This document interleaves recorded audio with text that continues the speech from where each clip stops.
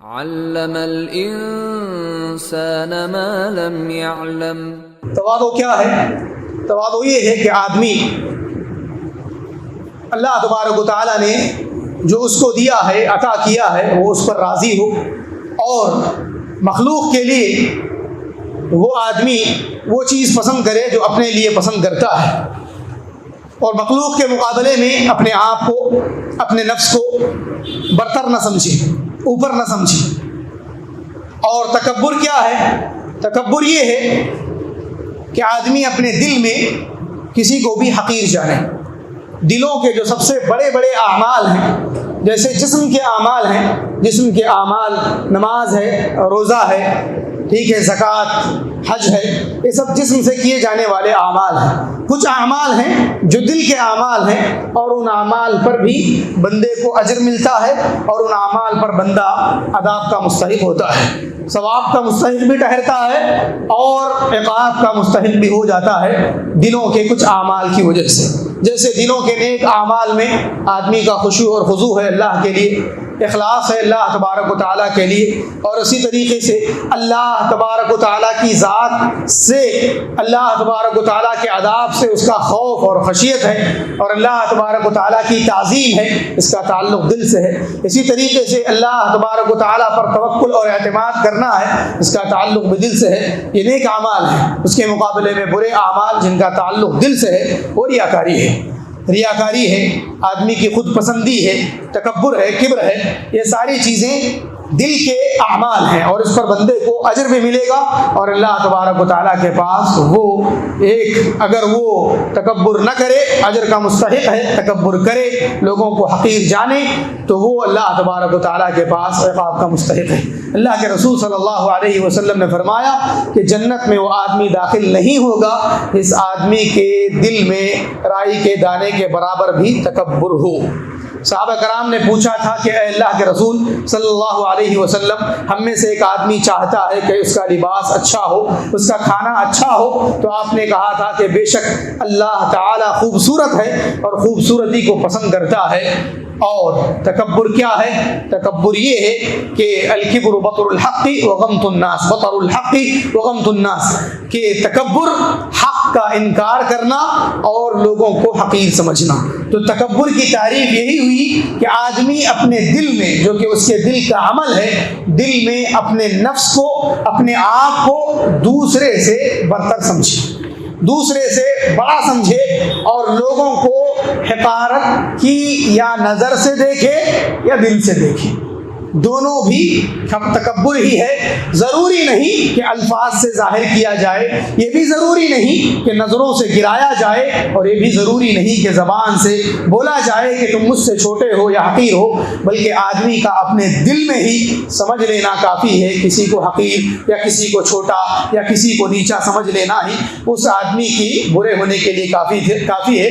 گزشتہ جمعہ بھی اس روایت کو پیش کیا گیا تھا کہ مسلم ان یحقر اخاہ المسلم، کہ کسی بھی مسلمان کے گنہگار ہونے کے لیے یہ بات کافی ہے کہ وہ اپنے مسلمان بھائی کو حقیر سمجھے، چاہے وہ کسی بھی وجہ سے ہو، چاہے وہ کسی بھی وجہ سے ہو، اس کے مال کی وجہ سے، دولت کی وجہ سے، عہدہ اور منصب کی وجہ سے، یا عز و جاہ کی وجہ سے، یا اس کے جمال و کمال کی وجہ سے، کسی بھی وجہ سے ہو، اگر وہ حقیر سمجھتا ہے، اور اگر رنگ و روپ کی وجہ سے، مال و دولت کی وجہ سے، عز و جاہ کی وجہ سے حقیر سمجھتا ہے، تو یہ سارا کا سارا تکبر میں ہی آئے گا۔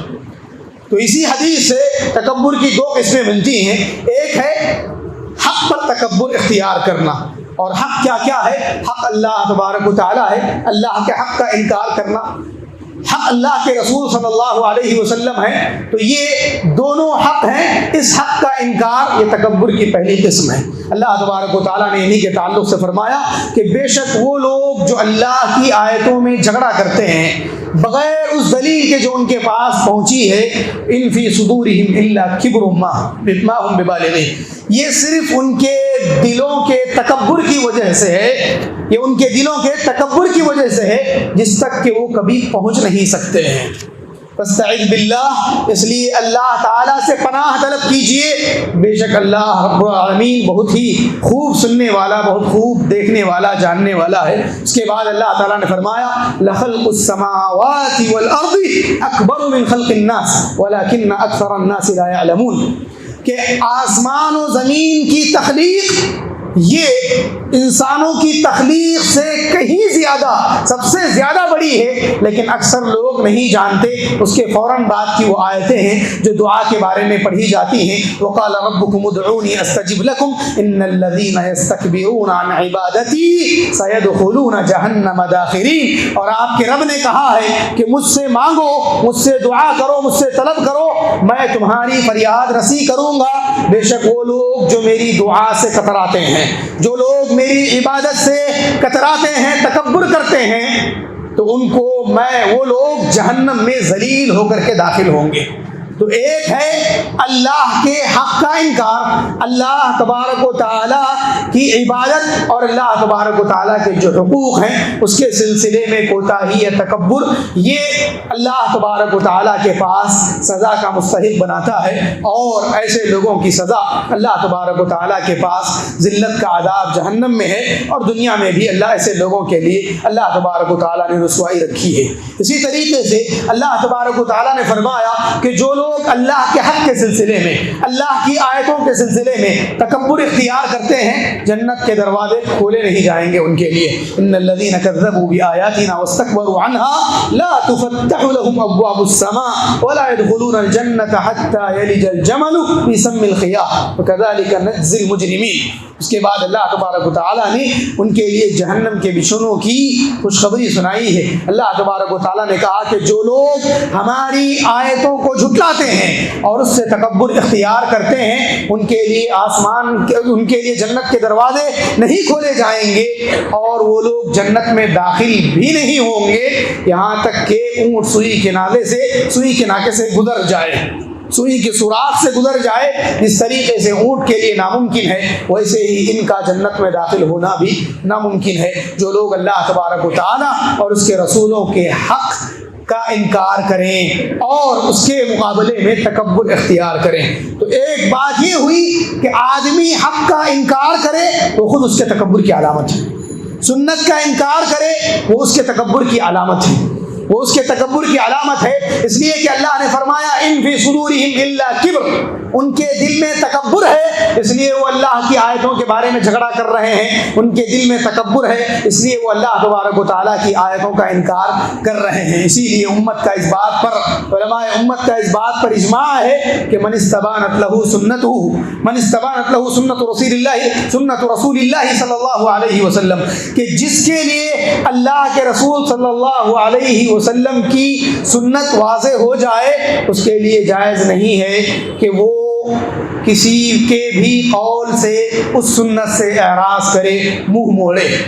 تو سنت کا انکار، سنت کی مخالفت یا حق کی مخالفت حق واضح ہو جانے کے بعد، دلیل کے آ جانے کے بعد، یہ پہلی قسم ہے تکبر کی، اور دوسری قسم وہ لوگوں کو حقیر سمجھنا ہے، لوگوں کو حقیر جاننا ہے، نیچا سمجھنا ہے، کمتر سمجھنا ہے۔ حضرت ابو سعید خدری رضی اللہ تعالی عنہ فرماتے ہیں، ابو ہریرہ رضی اللہ عنہ بھی راوی ہیں اس حدیث کے، کہ اللہ کے نبی صلی اللہ علیہ وسلم نے فرمایا کہ العز ازاری والکبریاء ردائی فمن نازعنی احدا منہما ادخلته ناری، او کما قال علیہ الصلاۃ والسلام فمن ينازعنی منها ادخلته النار۔ صحیح مسلم کے الفاظ ایسے ہیں کہ آپ نے فرمایا کہ اللہ تبارک و تعالیٰ فرماتے ہیں کہ عزت میری ازار ہے اور کبریائی میری چادر ہے، جو آدمی ان میں سے کوئی بھی ایک چیز مجھ سے چھینے گا تو میں اس کو جہنم میں داخل کروں گا، ولا ابالی، اور میں کچھ بھی پرواہ نہیں کروں گا کہ وہ آدمی جہنم میں کیسا رہا۔ اسی طریقے سے اللہ کے نبی صلی اللہ علیہ وسلم سے حضرت سراقہ بن مالک رضی اللہ عنہ فرماتے ہیں کہ آپ نے ان سے کہا تھا کہ کیا میں تمہیں نہ بتاؤں کہ جنتی کون ہے، جہنمی کون ہے؟ تو انہوں نے کہا کہ کیوں نہیں ہے اللہ کے رسول صلی اللہ علیہ وسلم؟ تو آپ نے فرمایا کہ جہنمی ہر وہ آدمی ہے جو اکڑ کر چلنے والا ہے، تکبر کرنے والا ہے، بدزبان ہے، یہ جہنمی ہے، اور رہے جنتی تو یہ الضعفاء المغلوبون کہا، اما اہل الجنہ هم الضعفاء المغلوبون، یہ کمزور لوگ ہیں، وہ لوگ جن کو ہر چیز کے بارے میں یعنی کہ مغلوب بنایا جاتا ہے، کمزور سمجھا جاتا ہے، یہ لوگ جنتی ہیں۔ یعنی مغلوب سے مراد، ضعفاء سے مراد یعنی وہ آدمی جو بڑا ہی آسان ہے، سہل ہے اور بہت ہی متواضع ہے، تکبر اس کے پاس نہیں ہے، اکڑ کر چلنے کی خصلت اس کے پاس نہیں ہے۔ اور یہ بھی کہ اللہ کے نبی صلی اللہ علیہ وسلم نے الفاظ استعمال کیے ہیں کل جعذری جواد مستکبر، کہ ہر وہ آدمی جو اپنے آپ کو ایسے پھلا کر کے بتاتا ہے جو کہ اس کے پاس نہیں ہے۔ لوگوں کے کھانے کے وقت، لوگوں کے کھانے کے پاس وہ آدمی اپنے آپ کو یعنی بے حیا ثابت کرتا ہے یا پھر ایسا بے مروت ثابت کرتا ہے اور زبان کا اجڑ ہے، اسی طریقے سے عادت میں اس کے تکبر ہے، تو یہ جہنمی ہے۔ اور اس کے مقابلے میں جنتی وہ ہیں جو کمزور ہوں، مغلوب ہوں۔ کمزور مغلوب سے مراد متواضع ہے اور ایسا کہ لوگ اس کو چھوٹا ہی سمجھتے ہیں، کمتر ہی سمجھتے ہیں، کمزور ہی سمجھتے ہیں، جیسا کہ ہر نبی کے قوم کی عادت رہی کہ جو بھی مسلمان ہوتے وہ ان کو کمزور ہی سمجھتے تھے اور معاشرے کا سب سے نچلا طبقہ ہی گردانتے تھے۔ اس کے باوجود اللہ تبارک و تعالیٰ کے پاس ان کا بڑا مقام تھا اور دنیا میں بھی اللہ تبارک و تعالیٰ نے اخیر میں انہی کو غلبہ عطا کیا، انہی کو اللہ تبارک و تعالیٰ نے نجات بھی دی۔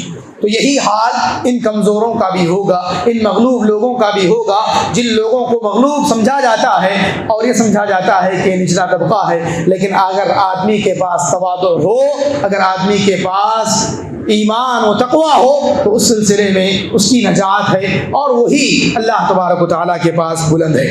حضرت لقمان علیہ السلام نے اپنے بیٹے کو جو نصیحت کی تھی، اس میں سے ایک نصیحت حضرت لقمان کے اپنے بیٹے کے لیے تھی کہ وَلَا تُصَعِّرْ خَدَّكَ لِلنَّاسِ وَلَا تَمْشِ فِي الْأَرْضِ مَرَحًا إِنَّ اللَّهَ لَا يُحِبُّ كُلَّ مُخْتَالٍ فَخُورٍ، کہ اپنے آپ کو پھلا کر کے اپنے آپ کو زبان کا سخت نہ بناؤ لوگوں کے لیے، اور زمین پر اکڑ کر مت چلو، بے شک اللہ تبارک و تعالیٰ اترانے والے کو، فخر کرنے والے کو اللہ تعالیٰ پسند نہیں کرتا۔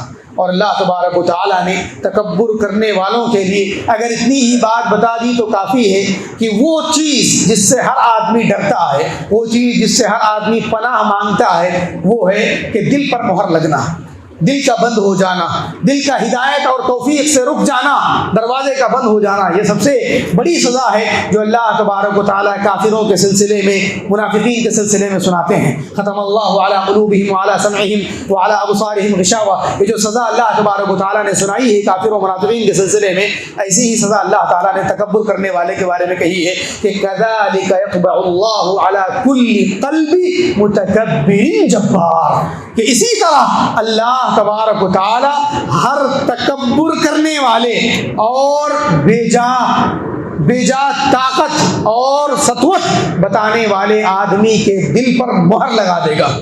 کیوں؟ اس کے تکبر کی وجہ سے۔ اللہ رب العالمین کو تکبر کسی صورت پسند نہیں ہے، کسی بھی انداز کا پسند نہیں ہے، چاہے وہ تکبر کسی بھی نوعیت کا ہو۔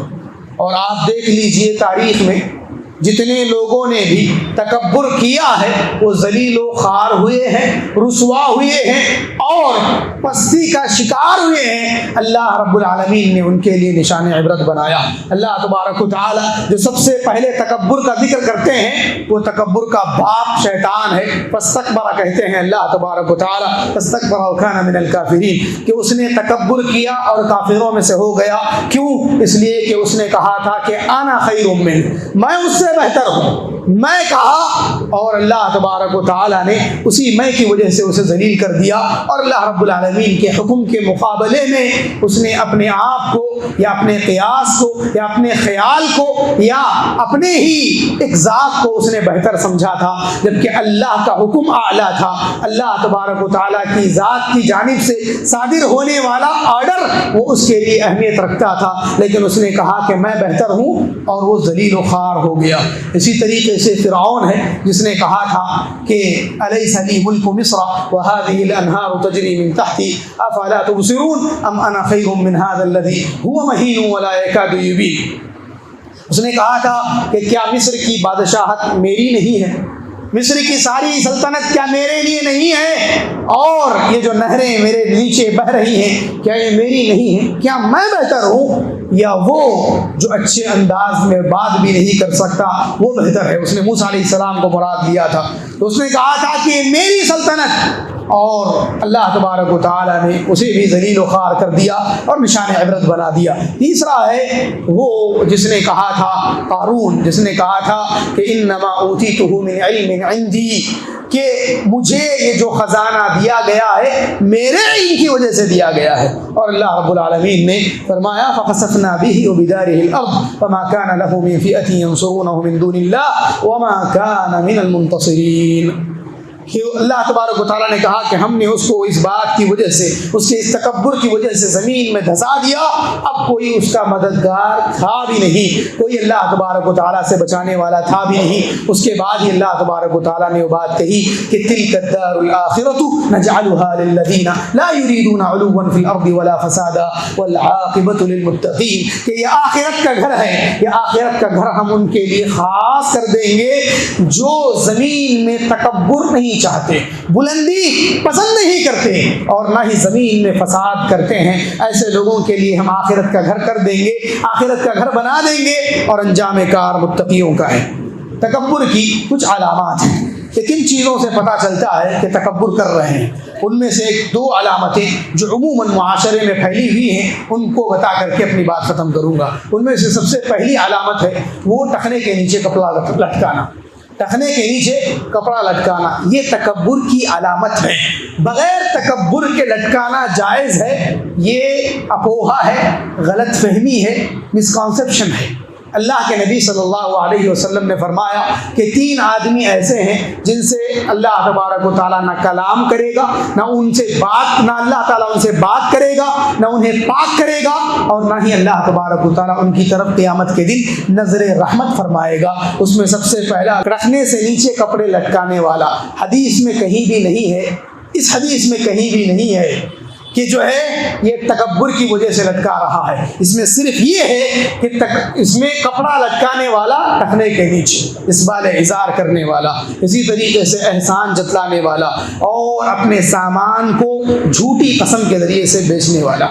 اور اللہ کے نبی صلی اللہ علیہ وسلم نے ایک اور روایت میں فرمایا کہ بینما رجل یتبختر فی مشیته اذ خسف اللہ به الارض.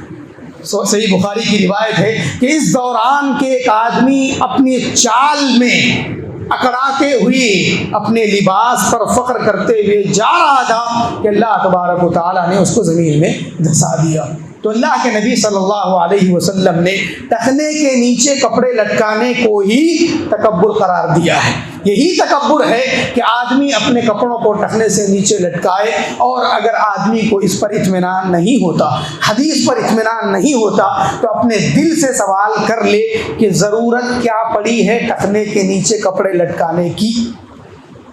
جب فیشن بنا تو ہمارے نوجوانوں نے ٹخنے کے اوپر کپڑے پہننے شروع کر دیے کہ بےہودہ لوگوں کو، بے حیا لوگوں کو دیکھ کر کے اپنے پینٹوں کو ٹخنے کے اوپر کر لیا، اور جب فیشن بدلے گا تو ٹخنے کے نیچے چلا جائے گا.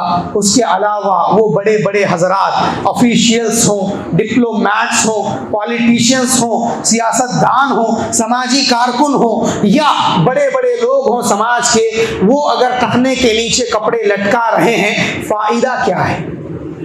نیت کیا ہے؟ ارادہ کیا ہے؟ کس کو دکھانا ہے، کس کو بتانا ہے؟ اگر بتانا دکھانا نہیں تو اوپر چڑھانے میں کیا دقت ہے؟ دقت یہی ہے کہ عزت جاتی ہے، دقت یہی ہے کہ دل نہیں مانتا ہے، دقت یہی ہے کہ لوگ دیکھیں گے تو کیا کہیں گے. یہی نا.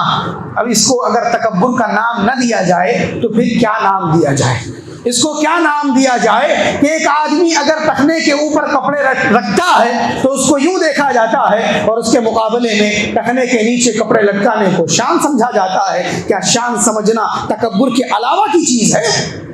شان سمجھنا تکبر کے علاوہ کی چیز ہے. اپنے آپ کو بڑا بتانے کے لیے اپنے کپڑے کو بڑا کرنا کیا تکبر کے علاوہ کی چیز ہے؟ اپنے آپ کو مالدار بتانے کے لیے، معاشرے کا عزت دار آدمی بتانے کے لیے اپنے کپڑوں کو ٹخنے کے نیچے لٹکانا تکبر کے علاوہ کی چیز ہے؟ ہرگز نہیں. وہی تکبر ہے، عین تکبر ہے وہی کہ آدمی اپنے آپ کو عزت دار، وقار والا، بڑا منصب و عہدہ والا بتانے کے لیے اپنے کپڑوں کو ٹخنے کے نیچے لٹکائے. اللہ کے نبی صلی اللہ علیہ وسلم نے فرمایا ما اسفل من الكعبین من الازار ففی النار، کہ جتنا بھی حصہ ٹخنے کے نیچے ہوگا وہ جہنم میں ہوگا. کبیرہ گناہ ہے، کبیرہ گناہ ہے ٹخنے کے نیچے کپڑے لٹکانا. اور وہ کبیرہ گناہ اگر نماز میں ہو تو اس کی جو ہے یعنی کہ سنگینی اور بھی بڑھ جاتی ہے جب وہ نماز کی حالت میں ہو. تو اس لیے کوشش کیجئے کہ اپنے آپ کو، اپنے بچوں کو متواضع بنائیں، تکبر اور تکبر کی علامات سے اپنے آپ کو دور رکھیں.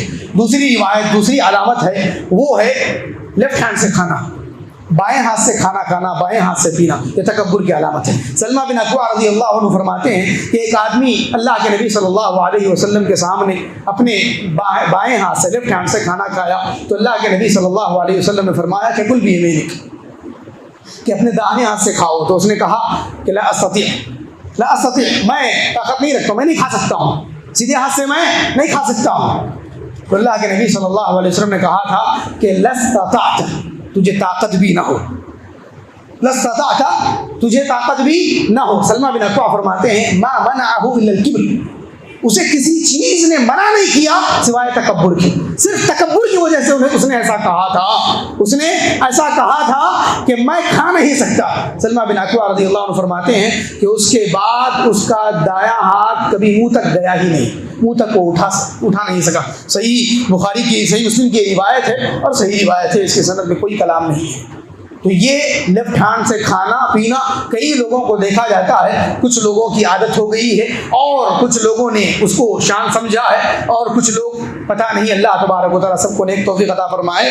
لیکن یہ ہے کہ دائیں ہاتھ سے کھانا یہ سنت ہے، اللہ کے نبی صلی اللہ علیہ وسلم کی سنت ہے. اور بائیں ہاتھ سے کھانا یہ شیطان کی سنت ہے، شیطان بائیں ہاتھ سے کھاتا بھی ہے اور پیتا بھی ہے. تو جو اللہ کے رسول صلی اللہ علیہ وسلم کے طریقے کے علم بردار ہیں، محبان ہیں اور ان کے چاہنے والے ہیں، وہ اللہ کے نبی صلی اللہ علیہ وسلم کی سنت کو اختیار کریں. اور جو شیطان کے طریقے پر چلنے والے ہیں، جو تکبر کرنے والے ہیں، انہیں چاہیے کہ وہ اس سے بچیں، احتراز کریں. ایسا نہیں کہ کوئی مسلمان شیطان کو چاہتا ہو، ہر کوئی شیطان سے نفرت رکھتا ہے، شیطان سے اسے دشمنی ہے، شیطان اس کا دشمن ہے. تو آدمی کو چاہیے کہ شیطانی عادتوں سے اور شیطانی فطرتوں سے بچے.